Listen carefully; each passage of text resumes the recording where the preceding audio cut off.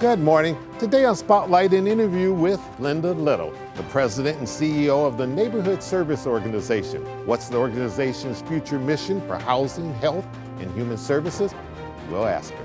And later on our Sunday morning program, we'll talk to Dr. Nikolai Vitti, the very seasoned superintendent of the Detroit Public Schools Community District. What's the state of his schools and his educational blueprint for the future? Stay tuned. It's Sunday, February the 1st. I'm Chuck Stokes, and this is Spotlight.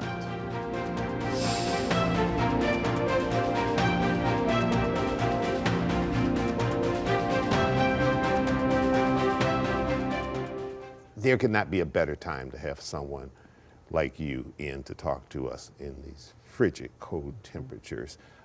Let's start with that and work our way to this big 70th anniversary celebration. This is the time in which we really test our systems and do our systems work, and people who may be out in this cold weather or losing power, all sorts of things. I'm sure your phone is ringing off the hook. Yes, it is. And you know, NSO is happy to stand in the gap. You know, this is where our mission thrives in full color. We partnered with the city of Detroit, as a matter of fact, with our new mayor, to stand up 2 warming centers last week that are continuing on into next week. We have one for single adults where we opened up our gymnasium, and we're getting people who are unsheltered out of the cold into a warm environment where they can shower, get meals. We right now have a campaign where we're asking the community to donate coats, gloves, hats, scarves, boots even, to help for when they leave, when we close down this warming shelter after these frigid temperatures this weekend. We can send them on with the warm coats and outer clothing that they need to stay warm. And the very first initiative she did with her transition team, you headed up part of that committee. Yes. I was honored to be selected to co-chair one of the committees, the Health, Human Service, Homelessness, and Poverty Solutions Committee, along with my co-chair Denise Brooks-Williams from Henry Ford Health. Absolutely. And one of the first initiatives that the mayor launched, actually the first initiative, was RX Kids, which was a recommendation from our committee. Of course, Luke Schaefer, who's now her chief over that area, was also on our committee. So right, she had a big press conference with him. Press conference. So snapped him up from the University of Michigan. That's right. So we're very, very excited about the leadership of Madam Mayor and the vision that she has and the inclusive approach that she's taking. We are indeed a diverse city. 70 years, that's a long time. So you're celebrating this anniversary, and it goes through the lion's share of this year all the way up into what, August? Until August, that's right. So we kicked off our celebration with, of course, our employees. We did an employee appreciation in August of last year. August of 2025 is the 70-year mark, and we're going to celebrate through August of 2026. And then we had a public gala that was fantastic at Motor City Casino. Jay Moss performed there for us and really honored some wonderful pillars in our community. And we have a campaign where people can donate and support our mission. It's called The Power of 70. So they can donate in increments of 7. Can they go to the website? They can go to our website at nso-mi.org. All right. We'll also hook it to WXYZ.com, so you can go to either way. We'll make sure that they're linked up. That would be perfect. Yeah. So from $7 to $70,000 or $700,000, even $7 million. Let's just get optimistic. If you got it, use it. So we are really excited, and we're also launching a capital campaign because the Joe Louis Greenway is coming right. It's going to go right at the end of where NSO is. We're right at the end of Detroit, where Highland Park meets the city. Right. And our Joe Louis Greenway is right behind our Bell building, and we want to launch a community park that's there where they can have bikes and feature local artists and have a respite, a beautiful place in our community that is Hope Village, right down the street from Focus Hope. All right, very good. We're going to take a little quick pause for a call. So we come back, I want to find out from you, what's the biggest challenge facing NSO these days and about the Touch Me campaign. Okay. We'll be right back with Linda Little right after this.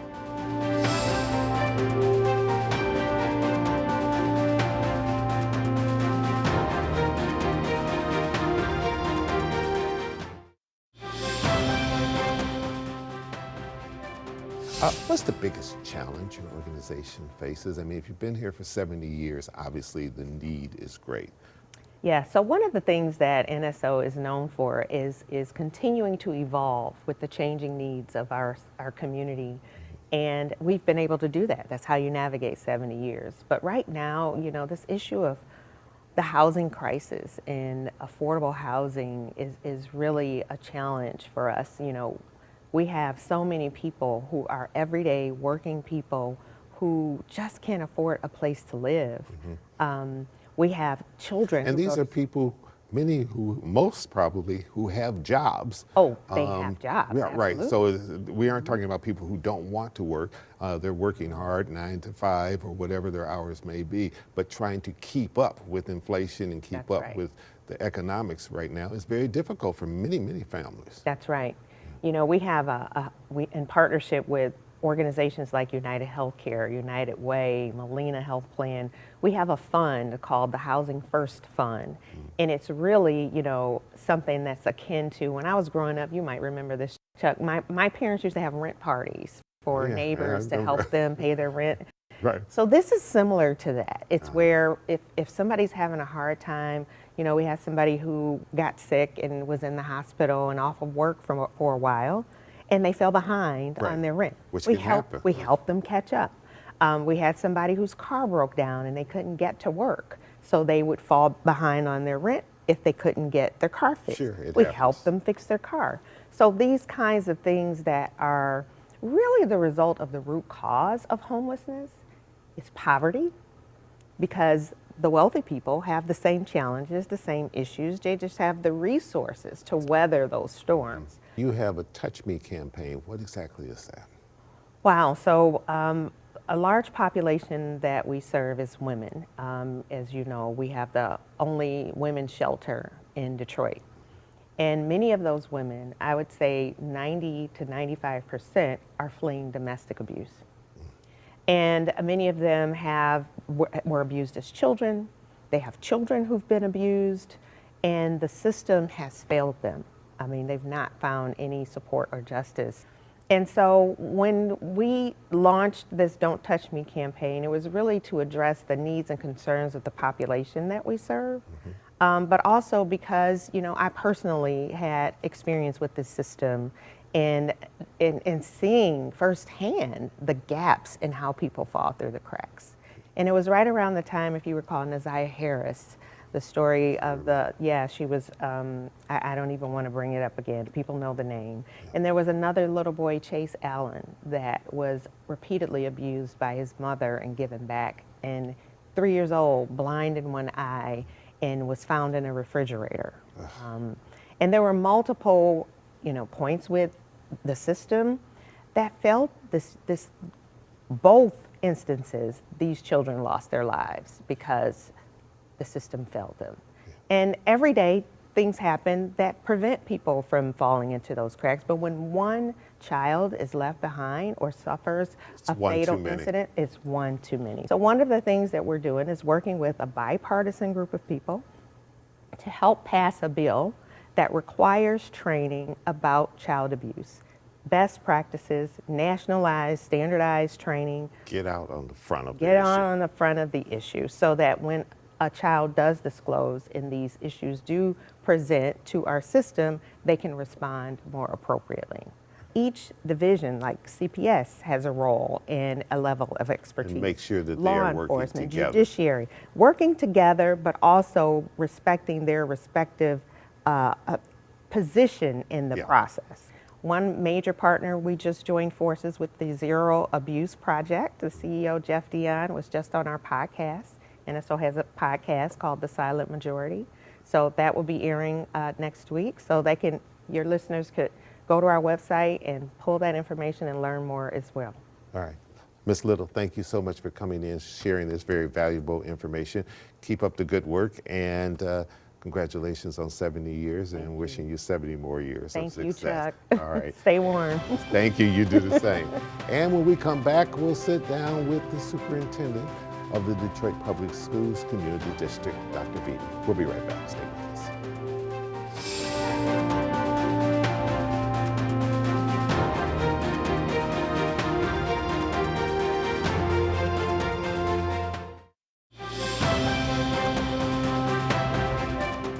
Dr. Vitti, good having you. Thanks for having me and having me back. Always good to be on. Pleasure. The other day, you did a public address, the state of our schools. What is the state of our schools? The largest school system in the state of Michigan. Yeah, I would say the theme is we are definitely on the rise as an improving school district. I think those that have watched our work nationally say that we're one of the most improved large urban school districts in the country. I think locally, depending on your access point to the district, you see the improvement. I think if you're a teacher, you're a student, most parents have seen our improvement over the years. And now it's about being really focused on our updated strategic plan to accelerate the kind of student achievement we've seen, with a focus on improving student attendance, continuing to invest in our buildings, and bringing more partners to fill in the gaps. And then ultimately, our greatest challenge is equitable funding still in the state of Michigan. But very proud to have served as superintendent now in my 9th year, second longest serving superintendent in the history of the district. And in that type of job, that's a lifetime. It is, yeah. I often say 1 year of being a large urban school superintendent is like 3 to 4 years. So multiply that by 4, maybe another 4 for COVID. Right. But very proud of the improvement we've made, but not satisfied. You know, our school district needs to continue to improve because our children desperately need a high-functioning school system to compete globally. And we've made massive improvement. I think some improvement that people didn't even think we could make. There were questions, could we even have local control? You know, could we be fully staffed with teachers? Could we raise student achievement? Could we not be under the thumb of the state and the federal government? You know, all of that is improved, and it shows the potential of the school system when we have a right balance between the leadership of the superintendent and the board.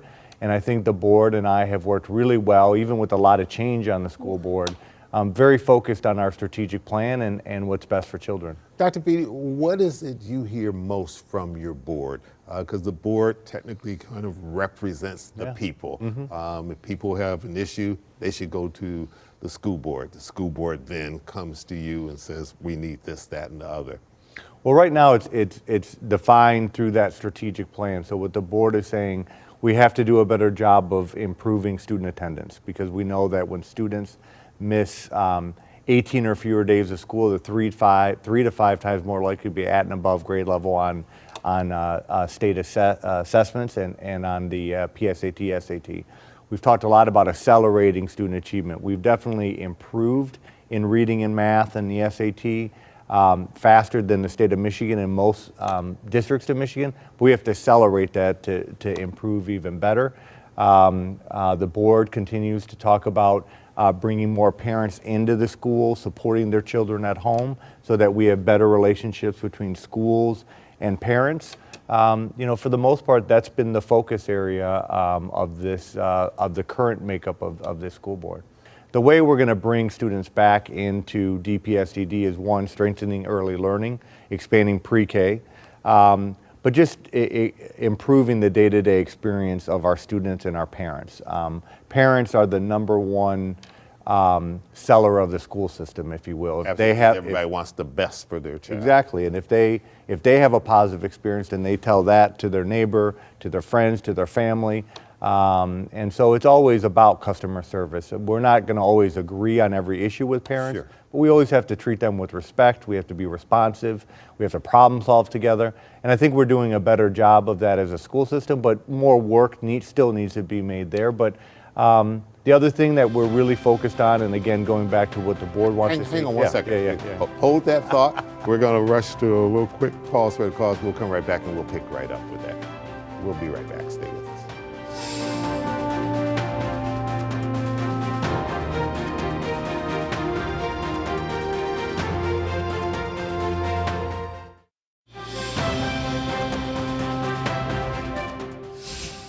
Dr. Vitti, I apologize, I cut you off to get to a break, but you were, I think, getting ready to talk about high school reform plan. Yeah, I can get excited and just keep on rolling. So that's all right. People want enthusiasm in a leader. I was talking to you about our high school reform, and that's how we're going to continue to bring more students into DPSCD. We've seen strong academic improvement at the K-8 level, but we need to be doing a better job at the high school, so being a springboard to college, the world of work, and life in general. So our high school redesign plan is all about making the high school diploma relevant and actionable. So whether it's taking more advanced placement classes, more dual enrollment, which is taking college classes in high school, more career tech classes, more internships, bringing back some of the things that worked in DPS before. I think that's also going to strengthen our enrollment and bring students back to DPSCD. And the other most important thing is facilities. You know, our facilities on average are almost 70 years old. They've seen a lot of wear and tear under emergency management, almost 20 years with not investing in those buildings. So now we're, with COVID money that we put aside, $700 million investment. Excited about a new high school at Pershing, new high school at Cody, new CADE on the east side, Carson's, a new CADE in southwest Detroit.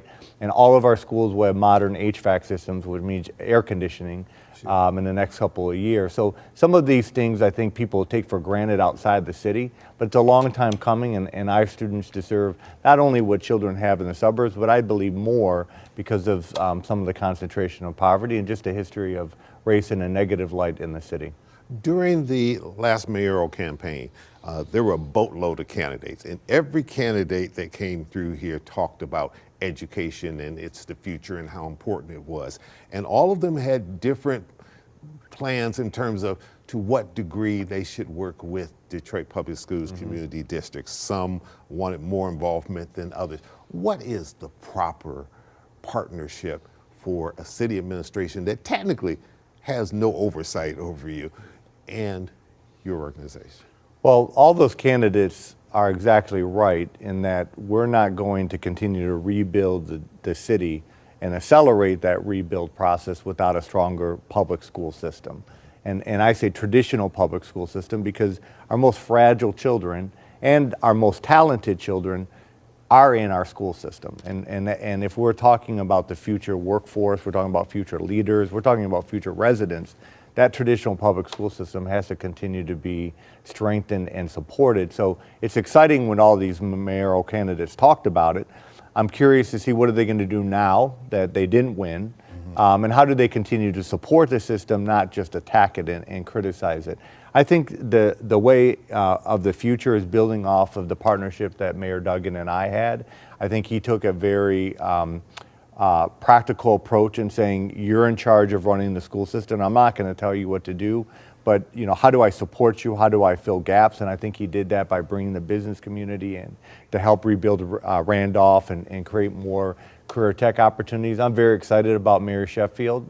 You know, on her first day in office, she went to Pershing High School, you know, a neighborhood high school on the east side, met directly with the kids, talked to the kids. I think she's going to bring a new energy and a new dedication to the neighborhoods. And I think moving forward, the proper relationship, to answer your question, is about true partnership, true problem solving, sharing each other's challenges, but also sharing each other's resources to fill gaps for families and students. Our initial conversations has been expanding summer programming and after school programming, put kids in safe, healthy, caring environments. We've talked about attacking student attendance and trying to talk more campaigns and promotions, incentives to improve attendance.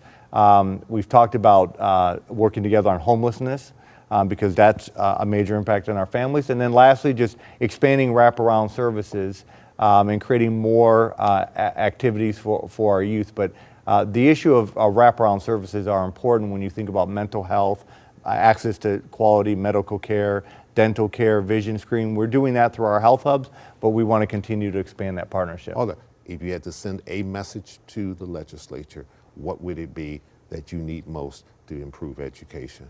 Continue to increase per pupil funding. The governor has narrowed the gap between per pupil funding with areas of low income like ours versus the wealthier suburbs. It's got to be accelerated. if we're really about giving children equal opportunity. That would be my message. And how important is it for the legislature to pass the budget by July 1? You said it. All I can do is echo what you said, but it's unconscionable that elected officials aren't keeping to their deadlines when every district has to create their own budget and pass it by June 30th. What do you want to say to them or anyone in terms of whether or not the Detroit Public Schools is an area that ICE should be coming in looking for people? Yeah, certainly against, that's an easy response. Fortunately, we've not been contacted by ICE. ICE has not tried to enter our buildings. We have a clear protocol. ICE cannot come in our buildings without a subpoena and a warrant. It is a tragedy of what's happening throughout the country and even in our own backyard in Detroit, mainly Southwest Detroit. It's affecting student attendance, student morale. There is a more practical, comprehensive, child-friendly, family-friendly, American-friendly way to deal with this problem or this challenge, and our current state of affairs is not it. All right.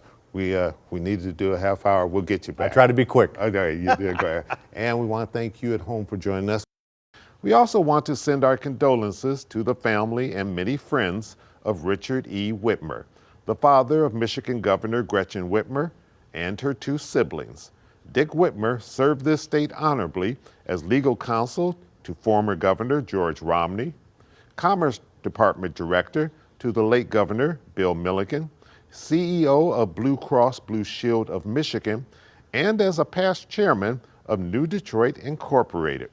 He was also a beloved grandfather. When Dick Whitmer passed away last week, he was 85 years old.